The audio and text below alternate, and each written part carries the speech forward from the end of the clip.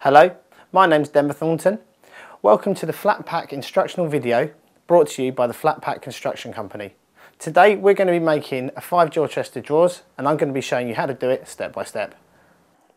Okay, the first thing we're going to do is talk about the tools we're going to need to assemble the chest of drawers. The basic thing we're definitely going to have to use is an electric drill. This is because the cams that we use are actually going to need to be screwdrivered in at quite a good pressure, and I wouldn't recommend using a hand screwdriver for this. The second thing is we're going to need a tape measure, because when we put the back of the box on, we're going to need to make sure that it's square from corner to corner. We're also going to need a craft knife to open the box and maybe to cut off any excess pieces of plastic or wood that the manufacturers have maybe left on. A hammer to hammer in the nails that hold the back of the chest of drawers together. And last but not least, a set of screwdrivers so we can tighten up those snail cams. The first thing we're going to talk about is the area in which we're going to build the furniture. It should be flat and clean, and remember, if you're building on floorboards, remember to put down a thick cover so any loose nails don't come up and damage your furniture while you're building it. Be careful when moving your flat pack boxes around. They're very, very heavy. I'm using steel toe cap boots, but many of you householders won't have them, so just take care when moving them, because one fell slip and you could break your foot.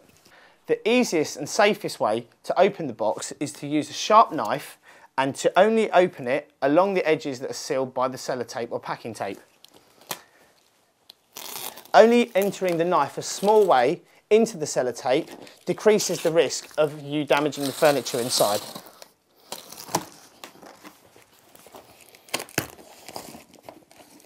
This isn't the part that you can rush.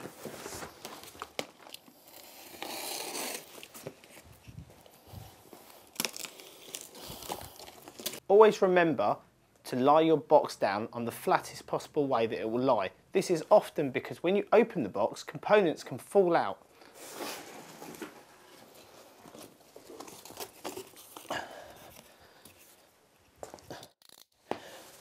This is often the most daunting part of the flat pack challenge for any householder. They open the box, they see all the components, and they're immediately scared. There's no need to be, as the product is designed to go together, so one way or another it will work. The products are often packed with pieces of wood which look like the furniture. Don't throw these away even if you're unsure whether or not they're part of the furniture until right at the end and the whole product's built. Make sure, as you already will have done, that you've got as much space to work in as possible.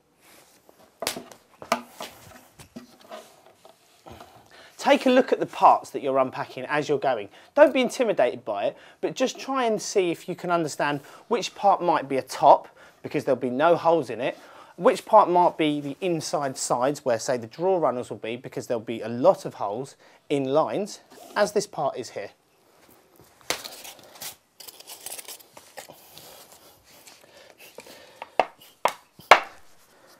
Take care when taking pieces like this, which is drawbacks, out of the packet. They're held together only by a thin piece of plastic laminate at the back, and if you bend or twist them, they'll snap and you will not be able to make the drawer. I'm taking all the parts which look identical and putting them in one place, and other parts which I have no idea what they are in another place. I can see that this is quite obviously the front of a drawer. It's got a nice shiny front on it. It also has 2 holes where I know the handles will go. Okay, well, we've unpacked everything and we're just down to the last piece now. Now, the instructions.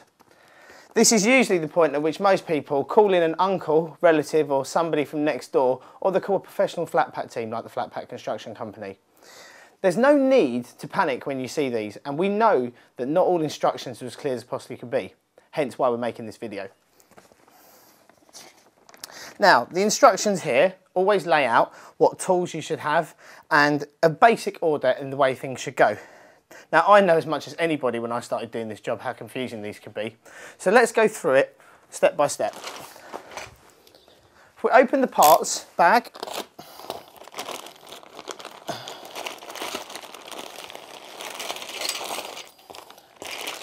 in it we have the set of drawer runners, but we'll leave them to one side for the moment because I know we won't be using them till a little bit later.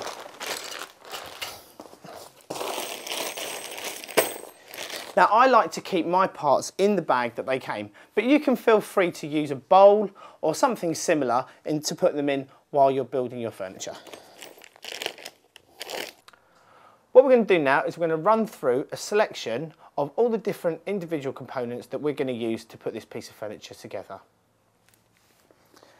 Down here we have some nails. Now these are used to tack the backboard in place and give the piece of furniture its strength. Now the nails are called number K24 on the instructions, but we're just going to call them nails because that's what they are. Next to the nails we have some small screws, which we're going to call small screws. These don't actually appear anywhere on the instructions, which can be rather confusing for somebody putting together furniture for the first time. We can actually tell you that these screws are not actually used anywhere on the instructions, and we're not going to use them today. The next part that we're going to go to is the larger screws. Now these screws have a hexagon head, also known as an Allen key head, and the Allen key is usually supplied by the manufacturer. We come next to the wooden dowels. Now for this project we have two sizes. We have your smaller dowels here and we have the larger dowels here.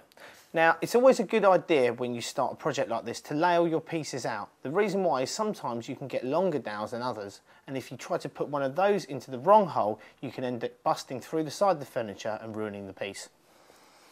Next to those we have the pillar cams and also the snail cams. Now the pillar cams lock into the snail cams like so.